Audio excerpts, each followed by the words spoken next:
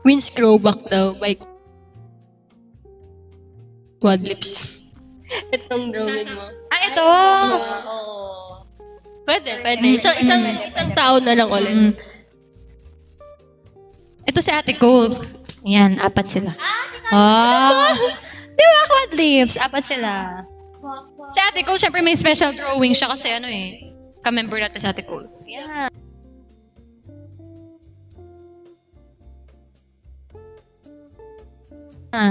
Ang dami, di ba? Pwede siyang maging Quad Lips, pwede maging Sangre. Ang daming possibilities. Pwede maging ML48. Pwede maging MNL48. Di ba? Grabe. So unit! Oo, perfect yan. Grabe. Alam Thank you ko guys, si ah. Kuya Rob talaga yung last. So, Thank you po sa nagbigay. At dahil dyan, sa akin po mapupunta lahat ng drawings. Ay, mali. memory lane. Actually, oo, pwede. So guys, next game pa tayo. May next game pa tayo. Kaya naman, meron pa. Anong gusto? Ang pang last game na ba natin ito? Ang ganda ng pangalan, MNL Angels. Napasok! Ano yun? MNL Angels? Ay, ang cute na corgi! Nasa Uy, yung speaking corgi. of dogs, may mga pet ba kayo? Yeah. Like dogs, cats. Cats sa'yo, wala kang dog. Okay. May tanong ako, like kunwari, kapag ikaw lalo kasi wala kang dog, pag nagkaroon ka ng dog, anong breed type na gusto mo? Alam mo, ako personally, hindi ako mahilig sa mabalahibo. Mga kalbo na aso. Hindi.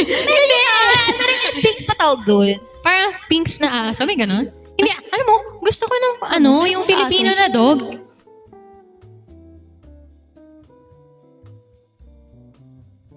O basta yon, yung aso na may batik-batik. Oo. Yung black and white? Hindi, Dalmatian? Yung nakikuya sa TikTok. Ano daw, ano? Ano daw? Ano tawag yun? Forest dog, ate. May batik-batik. Eh, Dalmatians nga. Parang siyang stripes. Stripes talaga. Pero paano Dalmatians? Hindi siya Dalmatian. Kaya ka, actually kaya ko din. Go. Sample. Pampalang talaga ng onas. Pero Okay. ayun, nasa isa pang feature, gusto ko yung ilong niya black. Weird, no?